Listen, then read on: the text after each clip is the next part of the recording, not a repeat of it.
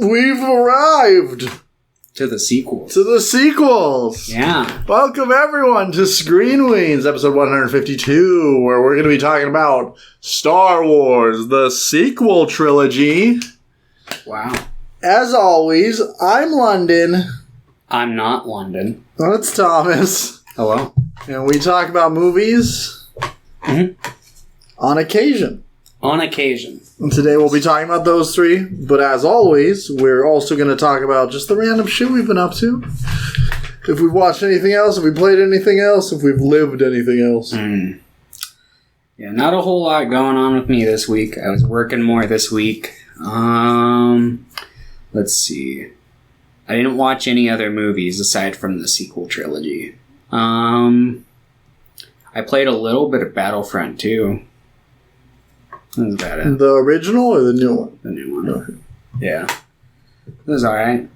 I'll probably play more of it, but yeah. That's pretty much been my week. How about yours? I've done a lot, actually. I've watched a lot of stuff this week. Let's see. For my birthday, we watched House, the 1977 movie. And I hadn't seen it in a couple of years. And I fucking love that movie. I think that movie's wild and very cool and pretty sick as hell. Over the last week, I watched all 4 of the Hatchet movies. Oh, yeah, I've seen... I think you've seen the first 3. From yeah, I never watched that. Is it just called Victor Crowley? Yeah, it's like a... I don't know why it's not called Hatchet 4. It's like... It is a follow-up to 3. Yeah. But, like, 1 through 3 all take place, like, one after the other, like, right after each other. Yeah, and then they do a 10-year time skip. Oh, I'm sure that did wonders for it. Well, because it was, like, everything's set. You know, it's just when the movie's set. It's 2017. So, like, oh, okay, let's set in 2017. I was actually surprised. I thought they were all fine. Like, I like the first one, and I kind of like Victor Crowley. He's alright. The movie, the 4th one. Oh, I see. Victor Crowley as an entity is like kind of boring, but like the kills are fun. There's a lot of fun kills.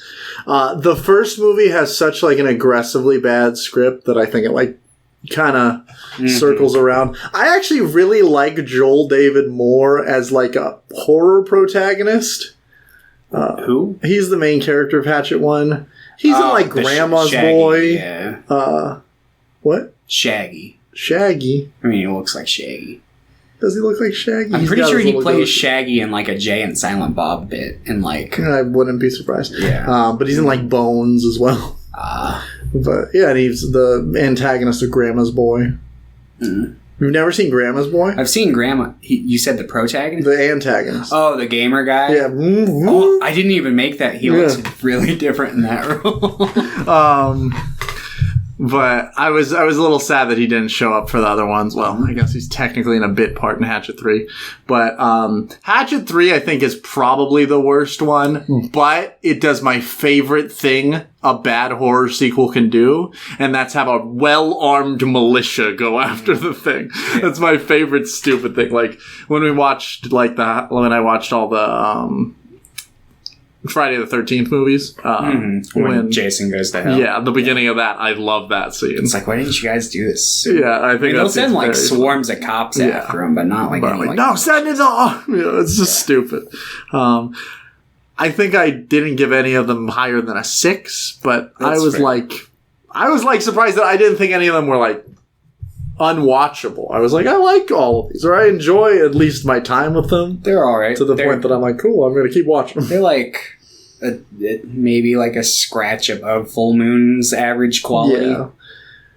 But I like watching Full Moon movies. Yeah, so... But I will say, like, the kills are much more fun than a lot of the Full Moon. A lot of Full Moon are just boring. Yeah, my main gripe... I like the kills in the movies for the most part, but I think they kind of lays out on, like, the blood a little bit, because, like, there's lots of shots where it's, like, supposed to be, like, a blood spray or something, but they just, like, dump a bucket against a tree, and it's, like, very clear. It's like, well, okay. You can get a little more creative with blood, but... I do, the main, like, woman, the main character of the first 3... is replaced after the first movie with Danielle Harris. Yeah. Which I do think she's a better actress. Mm-hmm. So yeah. At the very least, I think there's some pretty good actors in some of those movies. Yeah, Tony Todd's briefly in the first one. And then he's like a main character in the second. Mm-hmm. Yeah. But yeah, I was like, oh, cool. I was just like, oh, I'll watch Hatchet. And I'm like, okay, I'll watch the rest. Because they're all like an hour and 20 minutes. They're really fast. Mm-hmm. Yeah, they're all short. I went to the theater, and I had a double feature of Beast, where Idris Elba has to fight a lion. Oh, yeah, I saw that. And the new Dragon Ball movie. You saw the movie he was trying to beat? Oh, no. He had like a Twitter post where he was like, come on, guys, I know we can beat Dragon Ball superheroes this weekend. Or something like that. I don't... both of those movies were fine. I think Beast excels when it's just being dumb. And it's like, kind of going in on this dumb, stupid, like, thriller premise. But it tries to, like, elevate itself above that, but in a really, like, it's bad. It's not a very good way. Yeah. And then Dragon Ball Super, I will say it looks a lot better than, like, the trailers, because I was like, that looks like a fucking video game. There are times that it still does, but the action sequences in general look really cool. It was fine. If you like Dragon Ball, you'll probably like it.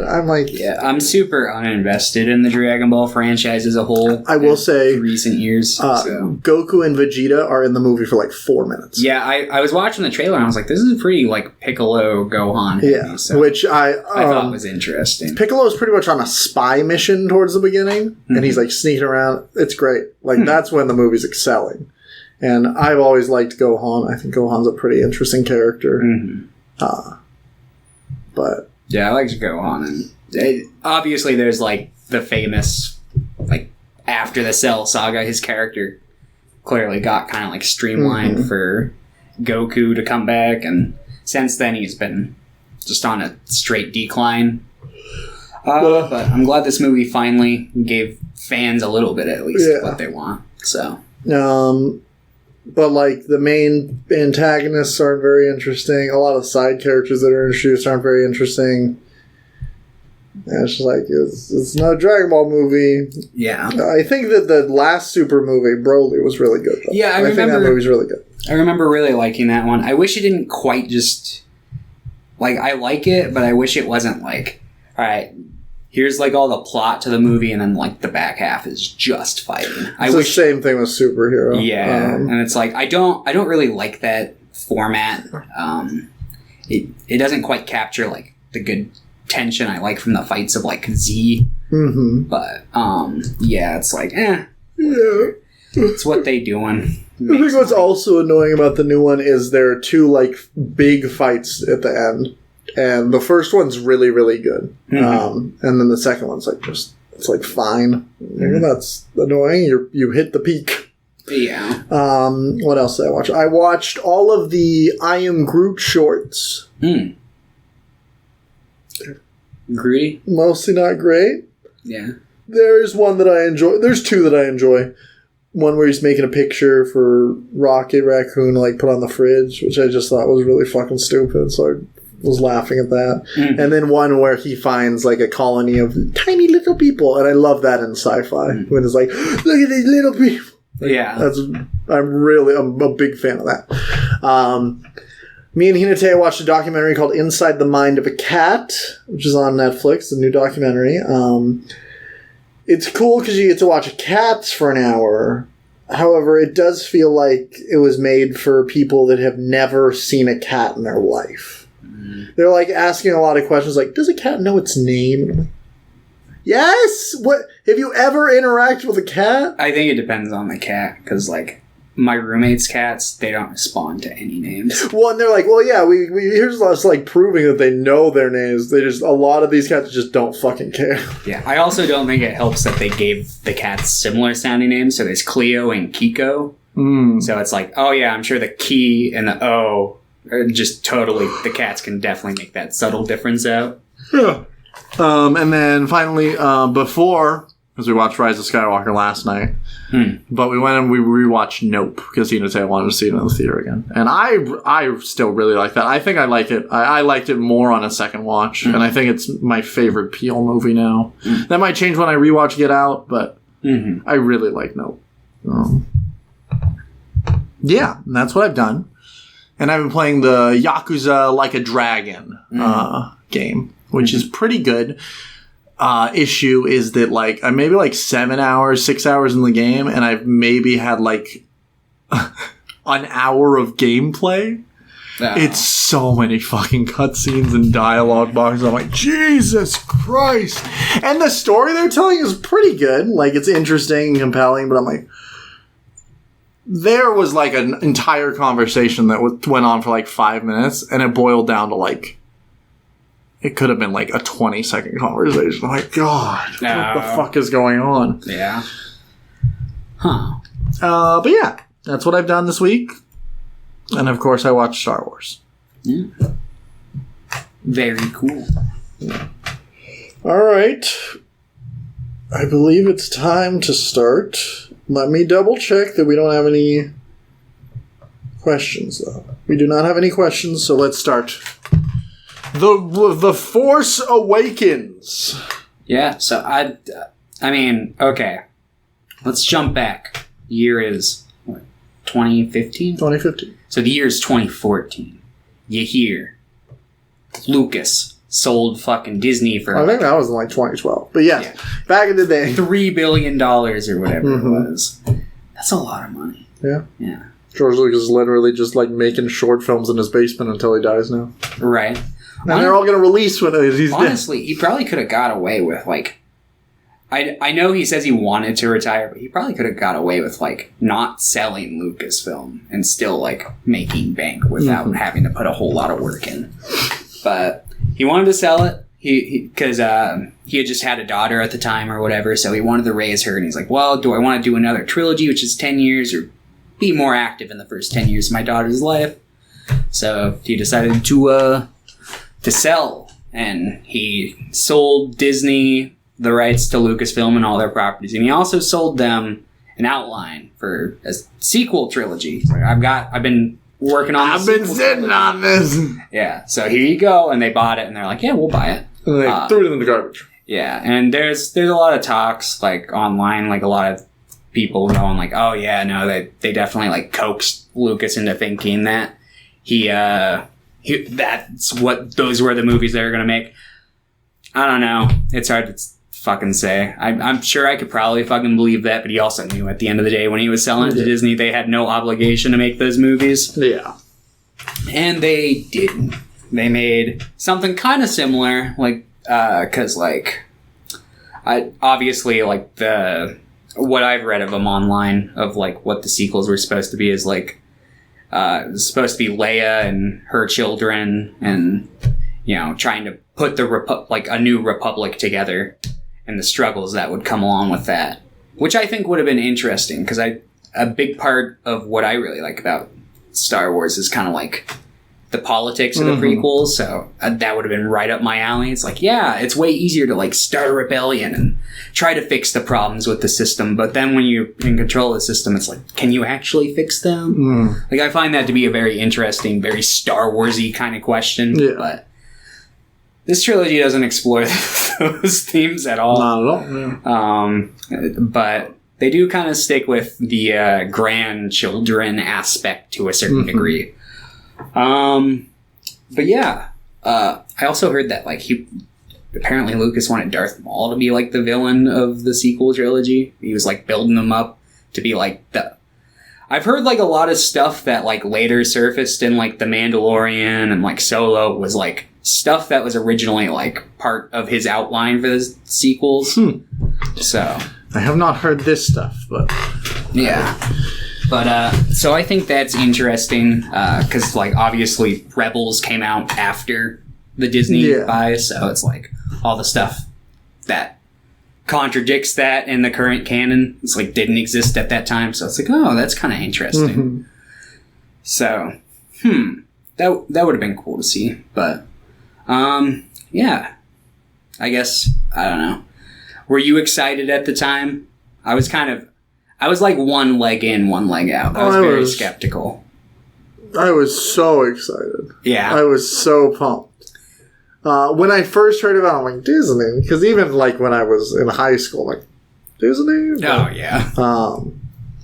And I also, even at the time, I was really not a fan of J.J. Abrams' Star Trek movies. Like, yeah, it was... So, actually, I feel like I was a little worried about Episode 7. But I really, when I watched Episode 7, I thought it was fucking incredible when I first watched it. I was really pumped for the rest of it. I remember seeing it in the theater, and even though it does stick pretty close to the blueprint of A New Hope, I was like... I thought it was different enough, and it's just fun. Good, like, by-the-numbers blockbuster. Yeah. Like, I was like, this is great. I had a great time with that. And yeah, then they made 2 sequels, and we'll talk about those. But yeah, I guess let's dive into The Force Awakens. Yeah, which is about Rey of Jakku, and Finn of... FN 2187. Yeah. I was surprised I remembered that. So there are the legacy characters that show up in this movie are Leia and Chewie and Han. Mm-hmm. And Luke for 5 seconds. Yeah. But we get a lot of newer characters, which I'm a pretty big fan of, like, the new characters in this movie. I think Rey's pretty interesting. I think she's pretty interesting in this movie and Last Jedi. I think it's a good setup. Yeah, I think this one has a good setup for characters. I think the most interesting characters in this movie, I think Kylo Ren is. Kylo Ren. Fucking, like, incredible as a character in this movie. Finn is a really strong character in this. Mm-hmm. And I think Poe's, like, a fun character. Yeah. I think he lacks, like... I think there's setup to be had in this movie and The Last Jedi that just is never delivered on. While I think, like... I feel stronger about the other characters in this trilogy because even though I think they are also not delivered on in their things, they're further along in their character paths by the end of 8 that I'm like, okay, that's fine. While I feel like 9 should have been... like a lot more centered around Poe if you wanted to complete that character arc. Yeah, no, I thought Poe's character arc was a little weird in 9, but we'll get to 9. Yeah, I have a lot of notes on 9. Yeah, 9's a beast of itself, but yeah. So the plot of this one is Rey, who is an abandoned child on Jakku. She counts the days since her parents left her. She's got like a little thing that she like etches them into. She scavenges day by day, survival out in the desert. She gets credits from a Simon Pegg alien. Uncor plot. Yeah.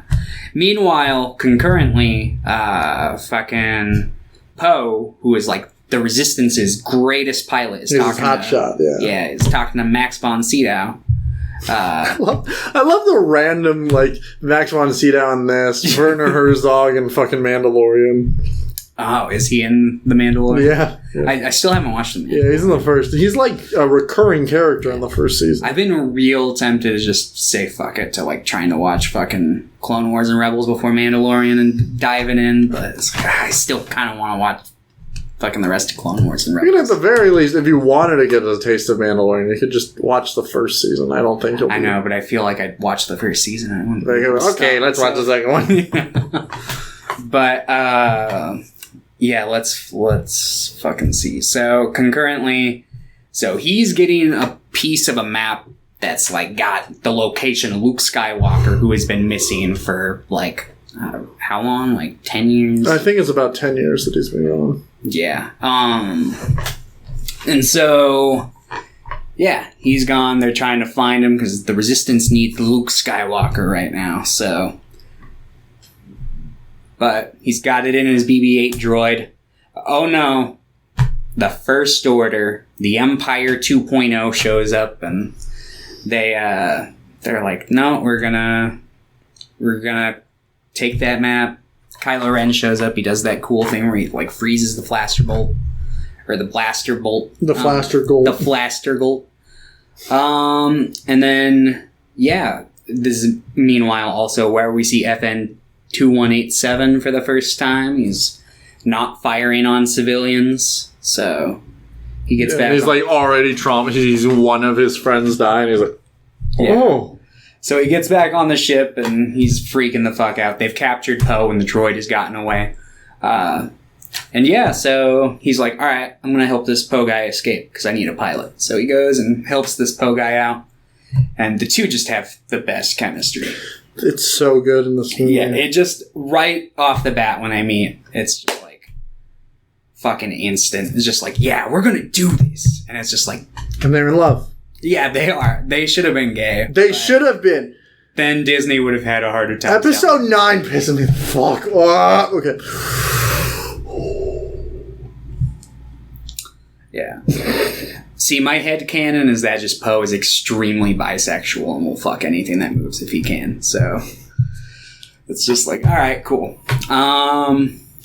But yeah, so the two of them escape together. They steal a TIE fighter and they get out, but oh no, Poe's got to go back to Jakku to get the BB-8 droid. Mm-hmm. And then they crash, and then Poe seemingly dies. Apparently he died in the original script, but they liked fucking Oscar Isaac so much that they were incredible. Yeah, which I don't blame them for. So they're like, all right, we have to bring this guy back in. So they do, but that's much later in the movie. So he gets thrown from the ship somewhere. Can't find him. So Finn puts on his jacket, goes to the nearest town where he finds Rey, who has come across the BB-8 droid.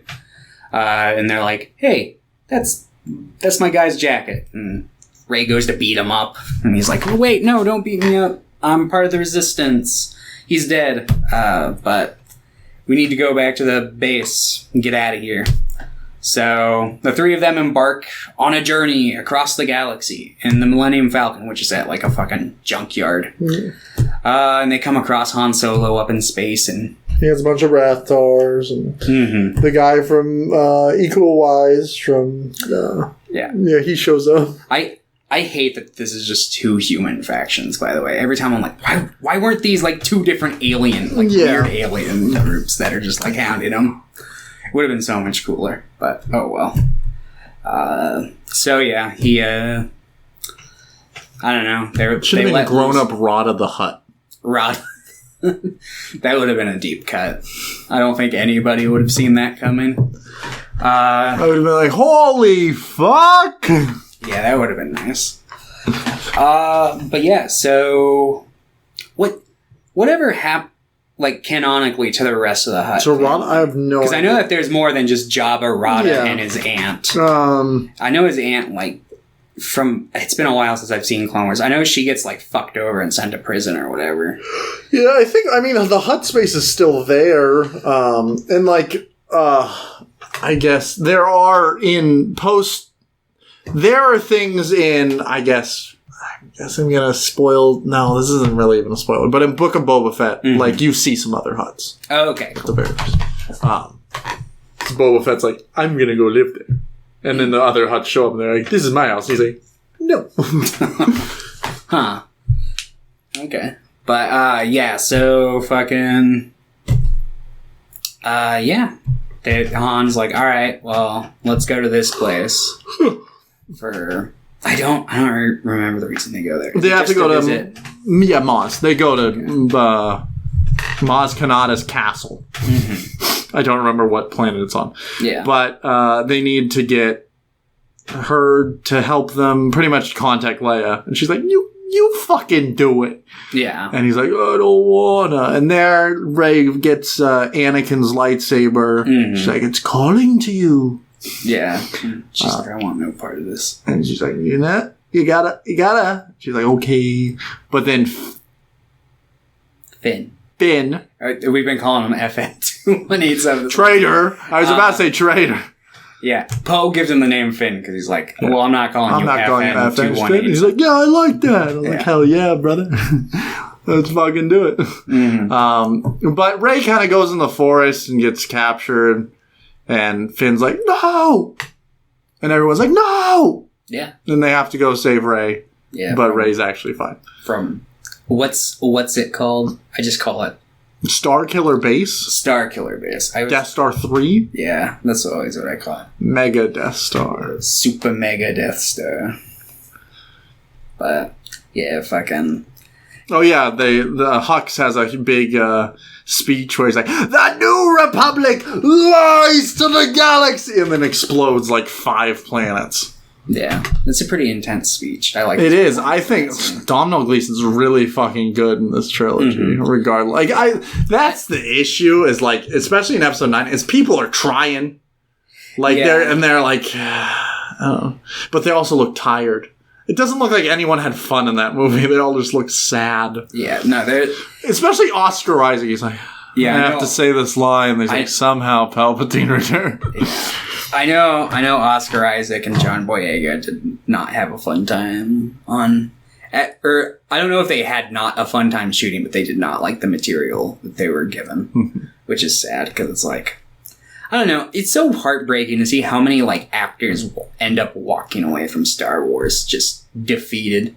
That's why I like Ewan McGregor and like Hayden Christensen, because despite all this shit that they had slung their way, they're at least like, yeah, we fucking love doing the Star Wars thing. Even like Ahmed Best, who like played Jar Jar and got like to the point that he still does stuff with Star Wars. Yeah. Which is super nice. He's super loyal to the character, which is sweet. And at the very least, like, people still hate on Jar Jar and stuff, but it seems like most people have cooled down on that, are more appreciative of him. He's a good performer.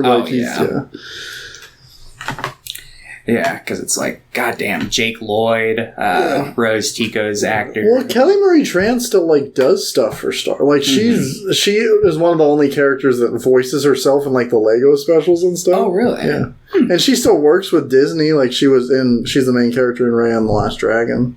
Oh, really? Yeah. Okay, that's cool. I think she's the main character, and I'm glad that she's still, like, getting work and doing things, because of course. We'll talk about that in episode 8, but... Yeah. A lot of... It's just like, I feel like the main thing that makes me sad about the first 2 of these movies is just like how badly the cast was treated by like fans. It's like,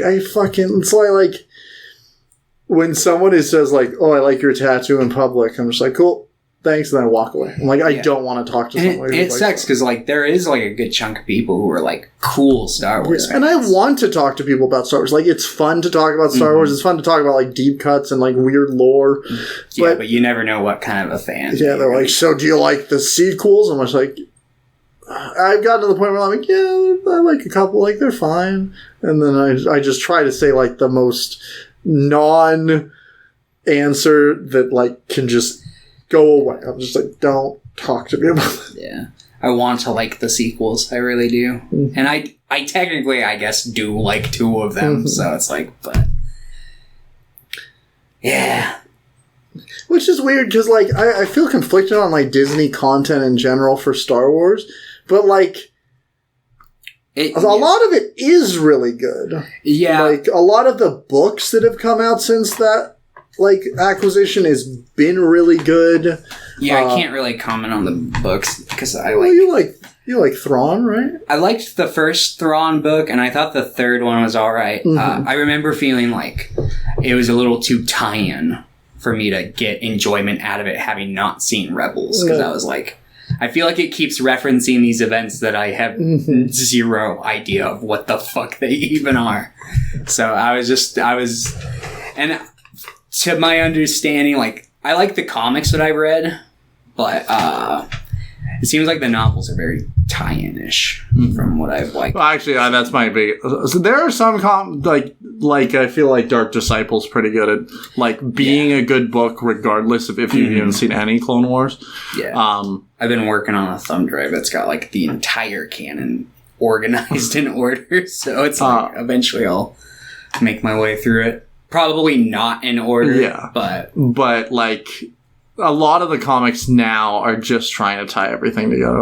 Like they're trying to it's really, really bad. Like I'm just like, I just want to read one comic and not have to read all 4 of the ongoing. Yeah, no. That's why I like High Republic, because it's like a new era. You can just kind of read. It's fine. Yeah, no. I was putting together the War of the Bounty Hunters, and I was like, oh, cool. So I have to like Because I was When they just did Crimson Download- Reign as well. Yeah, I was downloading them in trade, and I was like, but the trade, unless the omnibus for War of the Bounty Hunters comes out like in a couple months, but like the trades are pretty like split up into like the characters. So like there's like a Darth Vader, Yeah, War of the Bounty Hunters, because they have 4 ongoing series still. They have Star Wars, they have Bounty Hunters, they have Dr. Aphra, and they have Darth Vader. And then they have the 5-issue miniseries there's for also War of the Bounty Hunters. the Star Wars comic that plays into it too, which is it's just called Star Wars. Yeah, did I not say Star Wars? Oh, you might have, Yeah, but I might Star have Wars. Yeah, that's I might have just taken it as a blanket like Star Wars. yeah. They have the main series, and then Darth Vader, Bounty Hunters, and Aphra, and then they had the 5-issue, and then they also had one shots of all these different little one characters. shots of the different ones. I was like, Jesus Christ! Yeah, no, it's one of those things where it's like, ooh. And they just did the same thing for Crimson Reign. It wasn't as bad, but like that's like Kira comes back and And it's like I hear it's good. And yeah, I'm looking I forward want to reading read that one. I've heard Crimson Reign's a lot better than War of the Bounty Hunters. I heard pretty mixed things about that one. Oh, okay. And I'll probably read them all, but Yeah. anyway, The Force Awakens, Rey and Kylo kind of have a Force connection. He's like trying to read her mind, and then she kind of turns it back on him. And he's pissed. So he leaves, and she escapes, and Paul blows up Starkiller Base, or is trying to.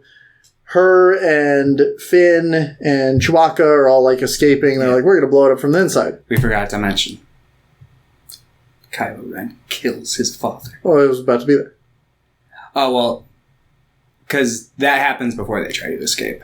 Well, I said they were putting up the bombs, which is exactly what. Oh, my bad. I thought you said that they were trying to kill. My bad. Oh, you're good. Anyway. But yes, Kylo Ren and Han have a standoff. Yes. Han Solo's like, "Show me the face of my son." It's pretty good. Harrison Ford, as much as he doesn't like this character, is very good in this movie. Yeah. But Kylo kills him, throws him into a pit. Mm-hmm. And Chewbacca fucking shoots Kylo in the stomach. Yeah, he does. It's sick. And then they go in the forest and they have a fight. It's pretty sick. Yeah, I like the forest fight. I like the Kylo like beating on his He's like, ah! Just trying to. Meanwhile, Snoke, who's like the guy, he's the supreme leader. He's the leader of the First Order, pretty much, and also Kylo's master. Is like, hey, you got to get out of there, Hux. And Hux is like, okay, I'll go get Kylo and go. Mm-hmm. And they do. Kylo doesn't lose the fight. It kind of ends in a stalemate because there's a big crack in the fucking planet. Yeah. But they win. They destroy Starkiller Base. Han dies. And ta-da! Finn's in a coma. Finn's in a coma because he got pretty brutally slashed through the spine. Yeah. So they're like, put him in the bacta suit. Put him in the bubble suit. Mm-hmm. And yeah, then R2-D2 randomly wakes up and is like, hey. Don't worry, I was know just taking a nap. C-3PO said I didn't have this earlier, but he's a fucking liar. Which, there are issues I have with this movie. That one's not one of them because I think C-3PO's an idiot, and I think it's funny. Yeah. I mean, I guess that's fair enough. I think it's like kind of a fucking like I think it's lazy dumb. red herring. Yeah. Like yeah. Oh, don't think this because that's not the case. Actually, that was the fucking case. It's very like. Yeah, I don't know, but I'm not a fan of that aspect of it. That's fair. My overall gripes with Force Awakens compared to the rest of them are pretty small. So, yeah, fucking. So Rey then goes to where Luke Skywalker's. I forget the name of the planet. Bagadugu. Octu, yes. Octo, maybe? Octu, yeah. Yeah. Bagadugu. I was just coming up with it. But they show up to Luke, and then it ends on her trying to hand Luke the lightsaber. Mm-hmm. Yeah. And, yeah, Force Awakens. I think Force Awakens is a really good movie. Yeah. I think, like, I would probably prefer to watch, like, any of the original trilogy or prequel trilogy. For me, like, Yeah, I think they're more either fun or better movies out there. Yeah, I'm inclined to agree, especially just because, I mean, obviously, it's hard to watch these movies knowing what they amount to. Yeah, it's like, I can do it with this first two fine, but in the back of my head, I'm like, remember episode 9? Well, the other ones I don't need to do. Mm-hmm. Yeah. But I still really like this movie. There are issues I have with it, like, I don't really like the Rathtar stuff, and it's like fine. I'm like, why is Indiana Jones running from the Rock again? Yeah, I do think that the sequels, I think there's at least some of them on like Canto Bight and the second one, but there's not enough like weird, funky guys. There's some horrifying guys in these. They're like, what are these horrible teeth monsters? Yeah, but, there's some in like Maz's. There's a little bit. But a lot of these creatures, like, I'm like, oh, that's a cool creature. But nothing really, like, that stays in my head. Honestly, you know? A lot of the more interesting character designs sadly come from episode 9. That's the one that has the most, like, look at that guy. Babu Frick. Babu Frick might unironically be the best character out of, like... I think that might just be the best thing made from episode 9. Yeah, it's just like... He's got that. He's in Mando season 3. He is? Yeah. Ooh. Yeah, they started, some of the species shows up in the Light of the Jedi book, too. Mm. Yeah, because, like, he's got, like, that, you know when, like, you have that coworker who's clearly tired, but they're like, woo! Yeah, I do that. That's like Babu Frick's energy. Hey! Yeah. Every time he shows up on screen, he's like, hey! But his eyes are, like, droop, and he looks like he's about to fall asleep. Yeah.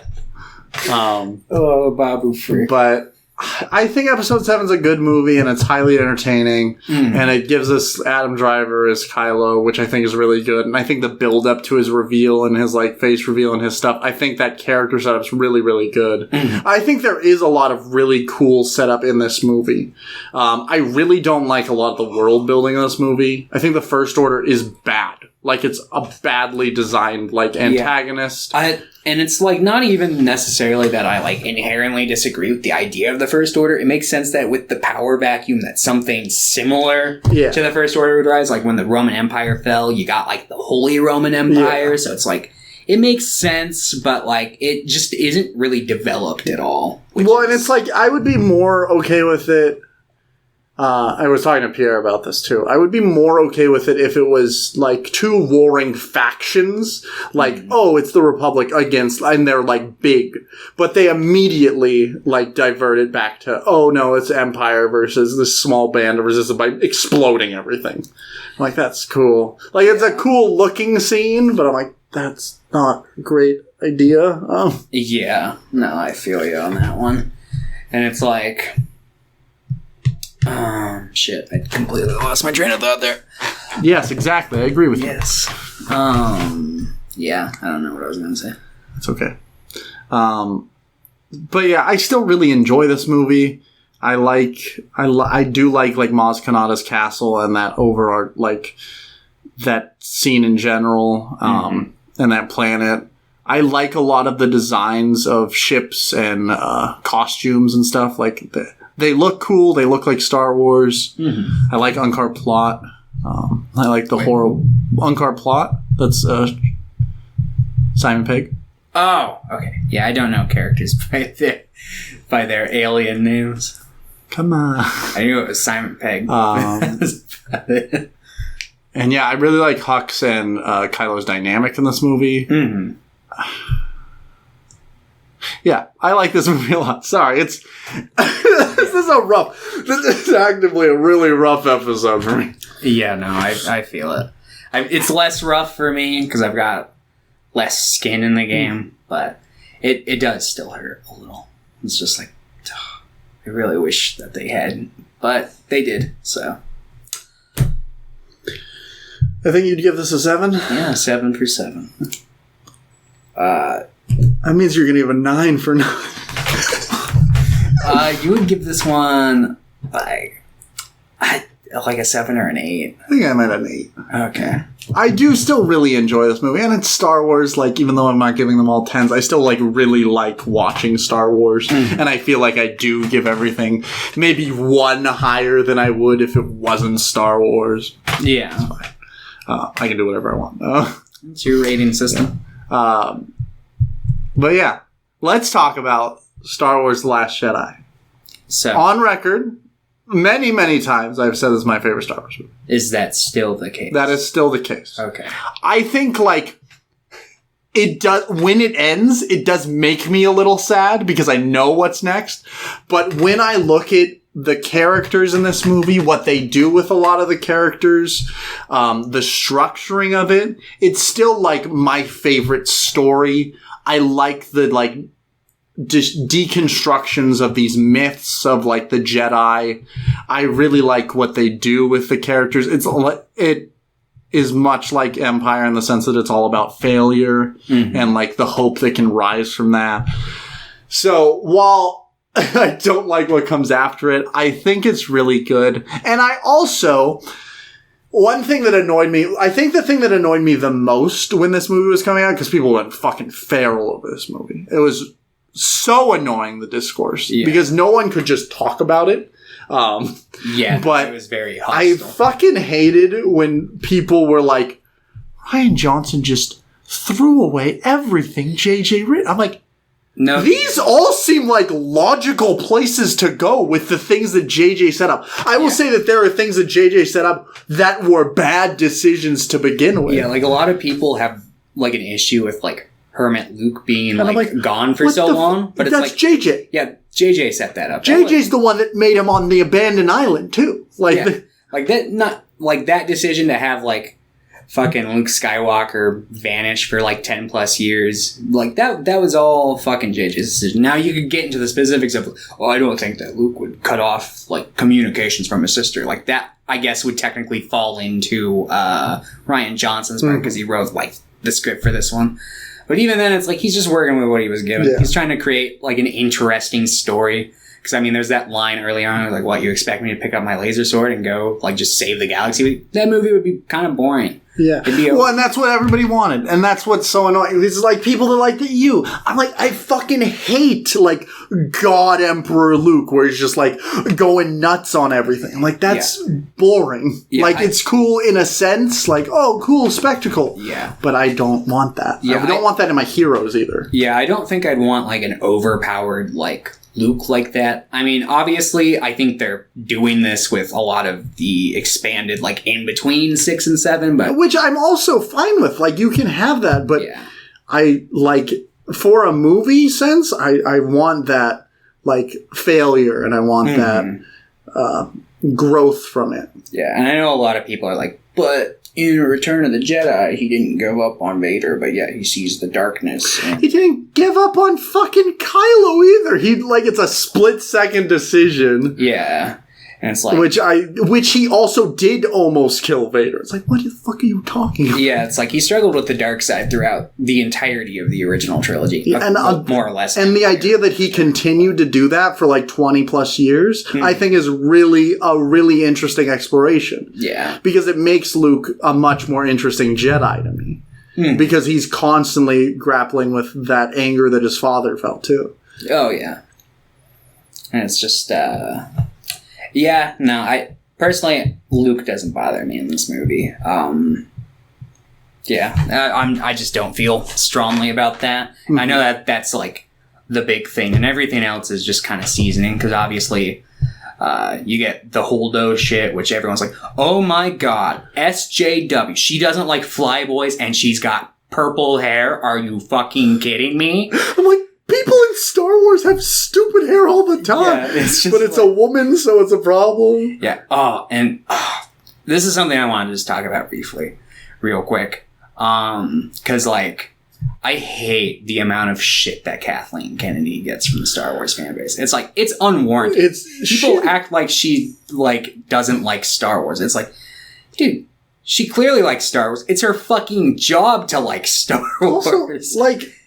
And she's, like, a great film producer. Yeah. She'll make E.T. Like, Like, there's so many things, and I'm like, you can disagree with her decisions sometimes, but what the fuck are you on about? And everyone's like, it needs to be Filoni. And it's like, I love Filoni. I love his writing. I do not think Filoni would be a good... He doesn't know the business side of it. He's a nerd. But also, like, Filoni in general, having a giant overarching, like, I already feel like, okay, maybe you need to tone back the Ahsoka just a tiny bit. Because, like, there's so much Ahsoka and stuff. And I love Ahsoka, but I'm like, let's make some new characters. And I think Kathleen Kennedy can understand, let's introduce new characters. So, yeah. Like, Dave Filoni's like, nah, Ahsoka. And I feel like that's what I would do, too.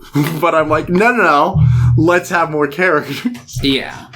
No, definitely. But, yeah, so I just find it stupid that so many it's shit on her. Well, I feel like there's a lot of cases in this. Like, Daisy Ridley got a bunch of shit. Kathleen Kennedy got a bunch of shit. Carrie Fisher, like, did get a bunch of shit throughout, but... And then she died and became, the martyr, angel. yeah. Laura Dern, don't fucking mess with Laura Dern. She's fucking Laura Dern. Everyone's shitting on Laura Dern, and it's like, excuse me, she's like the most wholesome. She's like a goddess. Yeah, she's like, how dare you? Yeah, Go watch a David Lynch movie. But and then probably the biggest thing about this movie that people shit on was Kelly Marie Tran, which was like fucking disgusting. She literally left social media, and I remember people like, "Oh, they're just being a baby." Like, no, you're getting death threats. You don't like waking up to multiple death threats every day. It's not fun. That's not something you want to do. It's not like you're just getting average amounts of criticism. You're getting dogpiled by like what feels like the entire fucking internet. It's like, yeah, no wonder she fucking shut down her social media. Especially when it's a bunch of fucking just like, sad to say it, but a bunch of fucking like cis white male babies. Yeah, and it's always targeting like women of color. Mm-hmm. Like, cool. Yeah. Awesome. Yeah. And it's like you guys just fucking make Star Wars fans look bad. It's sad. But I would not be surprised reading reviews of like episode 5, like early reactions, if like the same thing kind of happened with like Billy D. Williams and stuff like that. Probably. Because I don't think it's like a new thing. I just think the internet makes it so much easier to fuck up people's day. Yeah, no. Yeah, no, any movie, if it didn't come out in the dawn of the internet, would have been ripped a new fucking asshole. Especially movies from like the 80s that are like regarded as like, yes, these movies are so great. They're full of fucking plot holes and contrivances. But you know what? Who cares? Because they're fun. And at the end of the day... So's this movie. Yeah. But like, oh my god, the science behind the Holdo maneuver doesn't hold up. The science in Star Wars does... period. Yeah, like, what the fuck are you on about? Like, it makes sense in the context of what they say, which is fine. You don't need real-world science. If they say it works, and they make a reasonable explanation for it in the universe, that's fine. If you want more tangible science fiction, there's plenty of it out there. It's called hard sci-fi. Go read some. And it's fine, but maybe a little boring at times. Yeah, it just depends on your preference. Yeah. And I guarantee most of maybe if we're watching a space opera, if we're watching a fantasy in space, maybe just ease up on the realism in war tactics. Yeah, it's just like, yeah, because obviously her war tactics are another thing that get brought up. And I can see the argument behind that, and it's like, whatever. Personally, I'm not crazy about either the Poe or Finn plot lines in this movie. I think they're both just kind of time killers. And for a 2.5 hour movie, it's like, I really wish that they would have just kind of, I don't know, maybe given them more fleshed out arcs. I like what they were trying to do with Poe's arc, where it's like, no, like, you're too cocky, like, you don't need to become like a leader. You need to be humbled and to be a that's leader. What I'm saying is, like, I like episode 8 a lot for what the character, because it feels like it's setting up these character arcs to be finished in episode 9. Yeah. I really like Poe's character arc. I don't think it's enough for, like, a full character arc, which makes it so disappointing in 9, because I do think this is a really interesting thing. But I like Finn's arc a lot in this movie, because I feel like most of episode 7, his arc is, like, running away and being able to, like, trust Rey and, like, fight, like, be friends with someone, while this one is, like, running away because he doesn't have that person anymore. He needs her, and being able to be like, hey, I can rely on other people.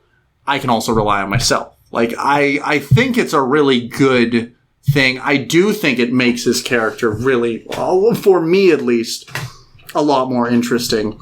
I think it, and I really think they set up some really interesting things to do in episode 9 with his character, of being able to like kind of pull other stormtroopers and other First Order troopers out of that, being like, hey, you can rely on yourself. You don't need to work for them. Yeah, and that would have been nice, but are we still rolling? Yeah, we're still rolling. Okay, good. But yeah, no, I feel like I guess I'll save my thoughts on the Finn Stormtrooper arc until episode 9, because it does kind of like there's a deleted scene in this one where Finn like was gonna try to like rise up with another group, which I think would have been interesting, but I do think like it works if it's gonna be an episode 9 thing. Like, yeah. The thing is, like, in my opinion, it feels like J.J. Abrams kind of handed Rian Johnson like a bag full of junk that Rian Johnson had to like sort through. But for me, at least, it feels like Rian Johnson was like, here's a box. Here's some setup stuff. No, and I just take it out of the box. And Rian Johnson's like, fuck you. Or JJ's like, fuck you. And I honestly think one of my, like, as someone who's a fan of Star Wars, especially like the modern canon, I think one of the things that's most interesting about Star Wars is seeing how writers will write within like these very strict confines, and the oftentimes pretty interesting shit that you can get out of like in between the cracks of these like bigger stories that everyone likes. And I think Rian Johnson does do a great job at, you know, basically taking this bag of junk and making it feel like it bounces off of The Force Awakens. Like, yeah, it feels like this shit was intended in that movie. Yeah, like for me, it feels so like it flows so well, which is so weird because it is such like George Lucas was still like kind of spearheading the whole original trilogy, so it feels that way, even though other people directed it, because it's still his like vision. While this is like a whole new like cup of tea, and it feels like intentional. It feels great. That's why I think that's why I like this movie so much. Like one reason, and also like I'm just gonna say I love Rose Tico as a character. I know you're not as big, like you're. Yeah, I really don't. I don't hate Rose Tico, but I don't really see the appeal.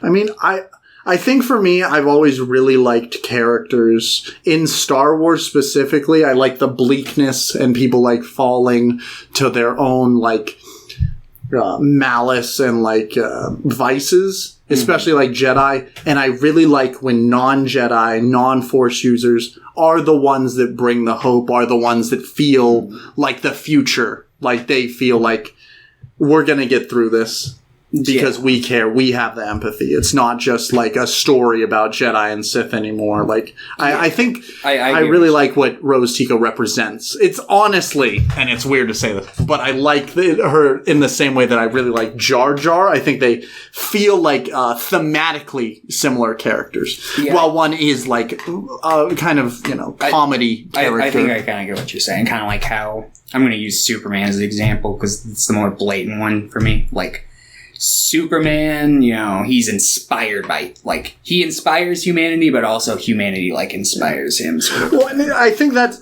it's the same way with Rose Tico. Like, Rose is inspired by these heroes. She's inspired by Finn. And she gets a little, you know, she sees Finn running away. But by the end of it, Finn is inspired. Like, people are inspired by Rose. Like, I think Rose is a really, really interesting character.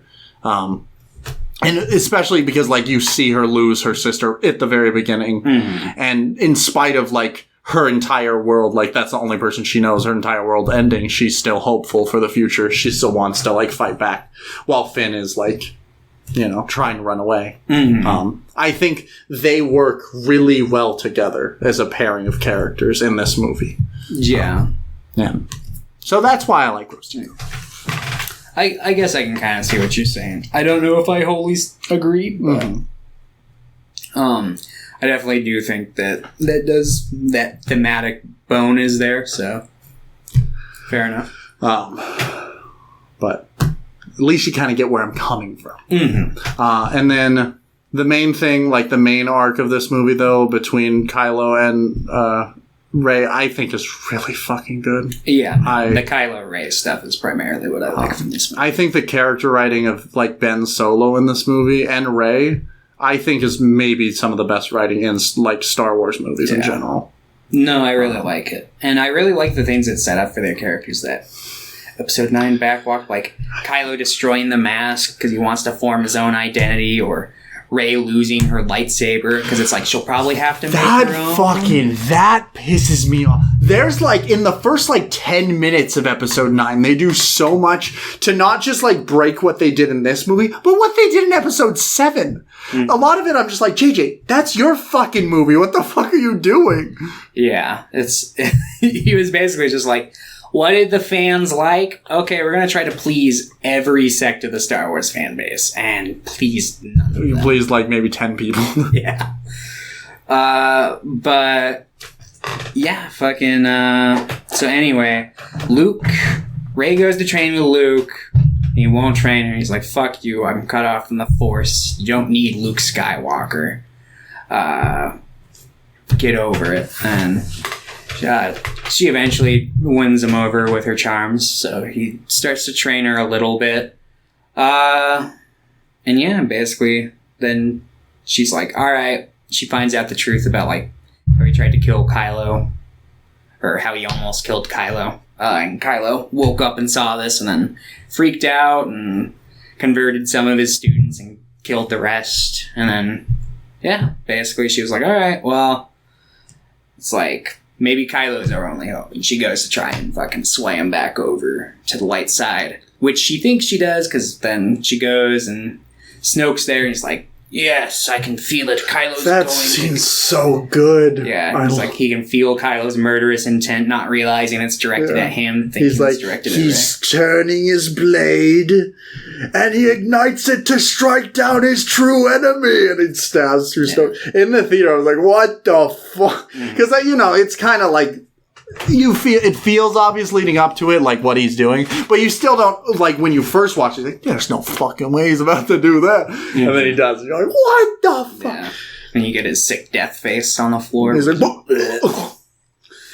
I think another thing that pissed me off about this movie is, like, the throne room fight scene, I think, looks so fucking cool, and I think is really good. And then you have, like, people, like, starting, like, frame by frame, being like, look, this guy's in the background. Like, what the fuck? Like, it's supposed to look cool.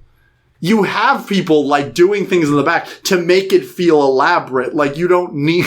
Yeah. I'm just like, come on, guys. It's like the same kind of shit, like when people, like, freeze on an anime, like, in between frame and be like, oh my god, the animation in this show is so garbage. Yeah, and I'm like, that's literally, like, they do that to make it flow better. Like, that's... Yeah, it's like, whatever. Like, you cannot pause a movie... Yeah, and be like, oh, look at this. In when it's not in motion, it looks bad. Like, I guess you could pause the movie and be like, there's a coffee cup in the back. You can, and I mean, your eyes can be capable of catching that sort of thing. But if you're watching it, like, frame by frame to try to find something, to be like, this movie's bad, that's... Yeah, like, there are examples where it is blatant, and it's like, okay. Yeah. I don't disagree with that. Like, you can feel the clunkiness, and you pause to be like, what's going on? But yeah, no, this I feel like this is fairly tight. Like, fucking... Yeah, so I feel like you're trying pretty hard if you're just trying to, like, just, oh my god, knock down the coolest, like, scene, a peg. So, and I do think, I stand by, I think this is the prettiest of the, like...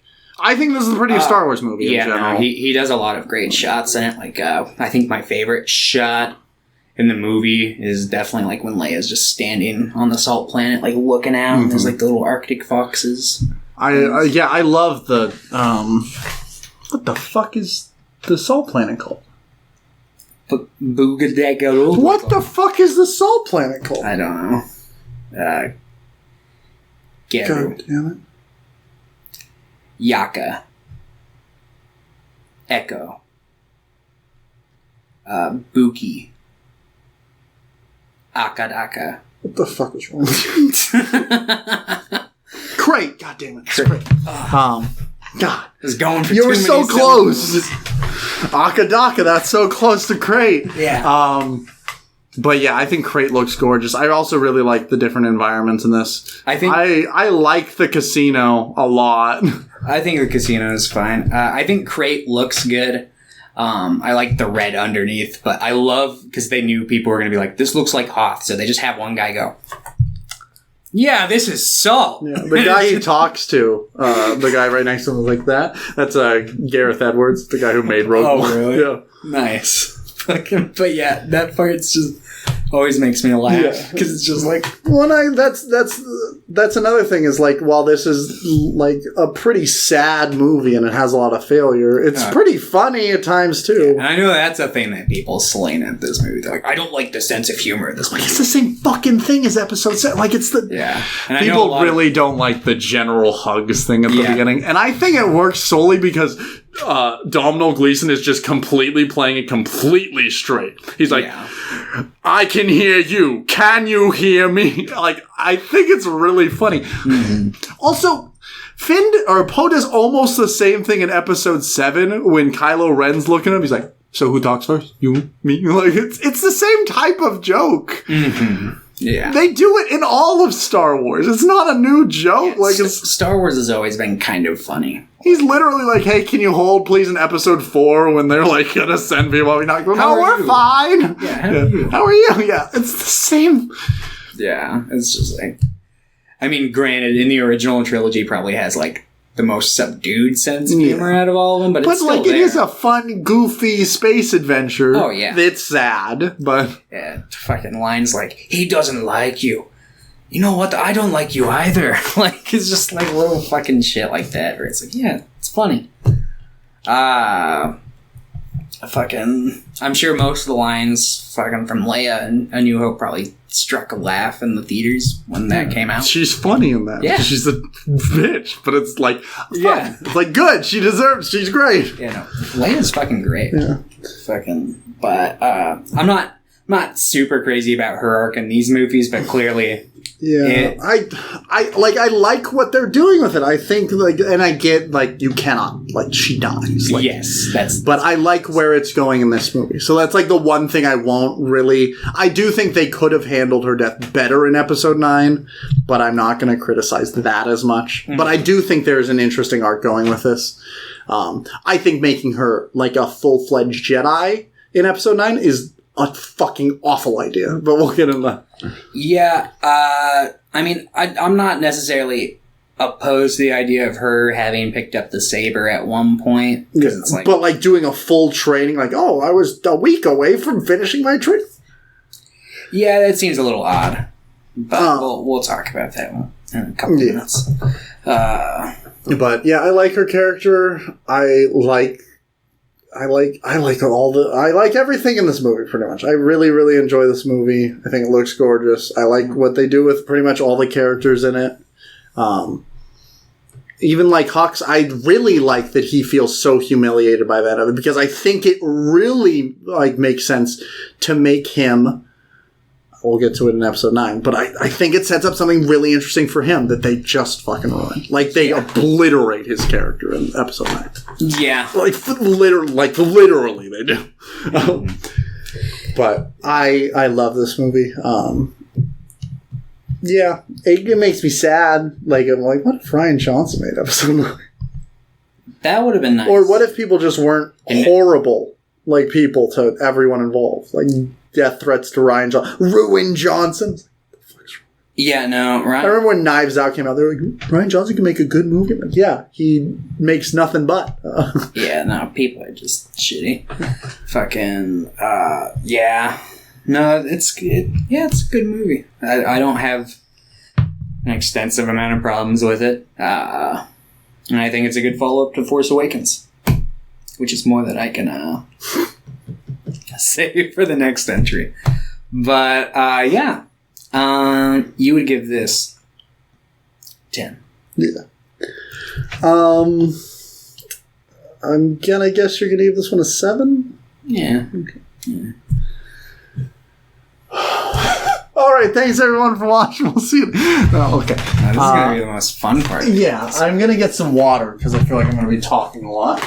If you want, you can start talking about episode 9. Episode 9 is the story of Babu Frick. Not fucking away. Yeah, so episode 9 is actually really good. I don't know what London's talking about, but I think it's really just manages to satisfy like all Star Wars fans here. I wrote a letterbox review for it that I think sums up my thoughts perfectly when I first saw the movie a couple years ago. So let me look. I know I have a review for it. I reviewed this film. How do I find my review on here? Reviews. Me. Here it is. Alright. Ooh, I kind of want to wait for London to get back in here before I read this, just because I would love to hear his reaction to this once again. But yeah. Episode 9, it's good. Bringing Palpatine back's really good idea. I love that it really plays with your emotions, makes you think it's going to like kill off some legacy characters, but then it doesn't, because it just knows that like we've lost so much so far. Between Han, Luke, Leia, that like Chewbacca and C-3PO, that'd be too far. That'd be too much. Let's see, what else do I absolutely love about this movie? Oh, here, I'm about to read my famous icon. Is that a lava lamp? Yeah, there's by the theater, there's a place called The Rock, the pizza place. Oh, and yeah. if you buy their one of the alcoholic drinks comes in this. Huh. Interesting. I'm going to read my iconic, very real review of the Rise of Skywalker when I first saw it. This movie is probably the best Star Wars movie if we're being honest. I held off watching it until today because of all the negative responses. I was shocked. It moved me in ways I thought a Star Wars movie never could. The scene with Chewie crying had me crying as well. And Leia's death scene was iconic and respectful. Palpatine coming back, genius.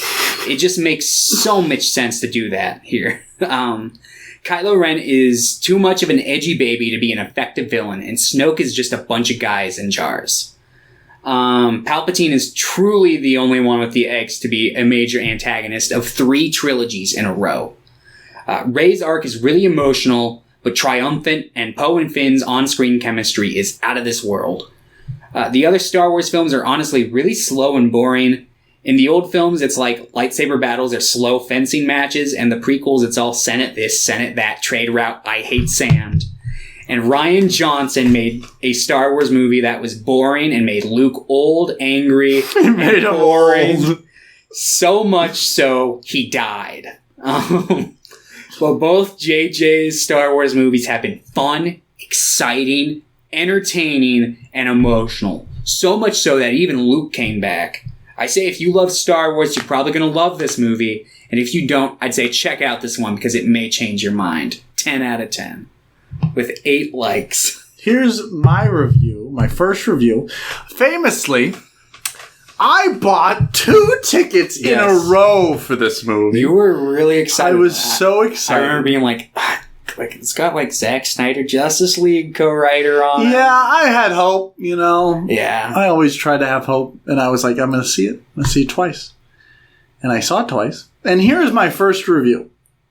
I originally gave this movie, right out of the theater, I gave it a 4 out of 10. And I said, fuck. Yeah. And that was it. The second time I watched it, I gave it a 3 out of 10. I wonder what I'll give it this time. It's not great. I despise literally every decision they make in this movie. I like Babu Frick. Babu Frick. I think there are maybe 3 funny lines in this movie. One of them pertaining to Babu Frick, where C-3PO is rebooted by him. Babu Frick's the first person he talks to, and then later he's like, "Meet Babu Frick, he's my oldest friend." Yeah, no, that is a funny line. I think there's quite a few lines throughout that actually managed to make me laugh. So that's good. That's the main one I remember. But yeah, Kylo Ren finds Sith holocron or a Sith wayfinder on the forest of Mustafar. Mm-hmm. And then he immediately goes and he talks to Palpatine. Palpatine's like, "No worry, I have a new empire." And he's like, "Okay." He's like, "Okay." He's immediately like, "Okay." Yeah. So the final order, they immediately demote Hux by just having someone above him a Legion General Pride. Yeah, so the two characters that were primed to be, like, in charge are now just no longer in charge. Yeah. Classic. Rey, don't worry, they fixed the lightsaber. Yeah, they fix it. They fixed the lightsaber. Which I'm not entirely mad at that decision, because at the end of the film, it does make its way back to Ben. And I think that was actually kind of satisfying, because he's chasing after his grandfather's lightsaber through this entire trilogy. So I think it makes sense that once he does return to the light side, which, I mean, I don't know where you sit on the Ben redemption. Personally, I'm not mad at it. I think no matter which route they went, whether he would have been like the main villain in this or not, I think that there always was a route for the Ben redemption. I think it's the thing that all three... I think the Ben redemption is a good idea. I think it's handled really bad in this movie. Yeah, I think it's not great. Like, for instance, if I were to, say, redeem a character, and he's in another 45 minutes of the movie, I would have him say more than 2 words. Instead of just, ow, and Rey. Maybe. I think that too many words would be too much. I also would, instead of, having the memory of his father visit him, I would instead, setting up this thing where he wants to fulfill his grandfather's legacy, and he's finally seeing the light again. Perhaps use this as a time to have his grandfather appear to him to help guide him back into the light. That would have been nice. I think there's a lot of really interesting things you could do, and they don't do any of it, and instead he turns to light because his mom calls him on the phone and dies. Yeah. I'm not mad at the Han Solo thing. I don't like the explanation that he's just a memory. I think I would have liked it better if he had... ghost. Yeah. I mean, Force ghosts exist. I realize he wasn't a Jedi, but fuck, maybe Luke could have tracked down his consciousness and been like, hey, we can maybe teach you a thing or two. But, like, I mean, there's that line at the end of fucking Last Jedi where he's like, I will always be with you, just like your father. I realize that that's meant to be like, I'm going to haunt you sort of a thing. I'm going to haunt you. But, and it's like, I think that it works. And I think given the circumstances that, like, clearly they didn't have fucking Carrie Fisher here to bring him back to the light side, that, like, Han Solo's ghost would be the next best thing. I just don't like that they, like, refer to him as, like, you're just part of my memories. Yeah. Like, that's the part where it's like, eh. I'm not as mad at that. I do think it would have been more interesting to have Hayden Christensen. I think it sets it up pretty well in both movies. Yeah, and I think it's especially weird that because, I mean, they do get Hayden Christensen. He talks to Rey. Yeah. For it's a like, line. Cool. Why the fuck are you talking to Rey? Because she's all Jedi. Which, yeah, that whole all Jedi, all Sith... I don't mind in terms of, like, a very vague, like, not supposed to be, like, quite so literal, like... But it's literally like, no, all the Sith ghosts live in me. That, I think, is maybe the worst idea put into this movie. Yeah, because if it's like, no, I just stand for what they stood for, and I've got, like, a pretty in-tune force power, so, like, their will is working through me, that would be different. But no, it's like, no, I possess all of the Jedi. And it's just like, God. And I like the idea of the dyad and the Force, but I don't, what's the fucking They don't reason do for anything with it. She heals a snake. I mean, it's between, like, Kylo and her, and it's like what he uses to fucking bring her back to life. Yeah. But they didn't need to do, like, they could have done some cool stuff with it. I guess they teleport the lightsaber, which in its concept, I think is cool. I think there are cool concepts in this movie that just don't fucking work. Yeah, and I mean, the dyad, like, kind of works backwards, too, because obviously the dyad is, like, the explanation as to why, like, obviously there's that line in Last Jedi where Snoke is like, I've melded your minds together myself, but I don't know how literally we're supposed to take that with the modern context of him being just a Palpatine puppet. Yeah, bringing Palpatine back. Bad. It's such a bad idea. The worst idea. It's the main thing that I think upsets me about this. It wasn't a good idea in Legends, and it's not a good idea. It's so bad because it also just cool. What the fuck did Anakin die for? Well, he did restore balance for 5 fucking minutes. I was like, cool. It's like, it's stupid because and especially since the movie doesn't explain shit. There's like a line where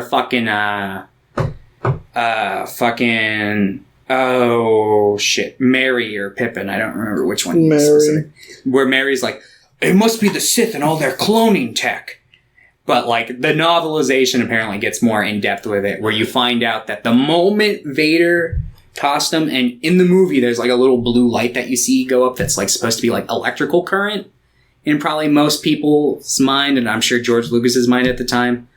But no, that's now explained to be Palpatine's soul like rising out of his body, so he can, fucking brook from One Piece over his way to Exegol to insert his soul into an unfinished clone, which is why he looks all fucking weird.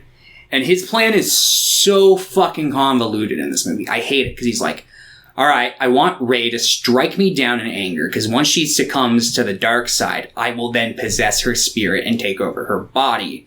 But then when he finds out that her and Kylo are then I'm just gonna suck your souls out, and be strong again. And it works, but then they're still alive, and they still have I realize that she has to beckon into the Jedi fucking Force consciousness to pull out the power of all the Jedi to defeat him. So she probably wasn't super strong, but it's you think him sucking out their dyad would kill them, but no, apparently it doesn't.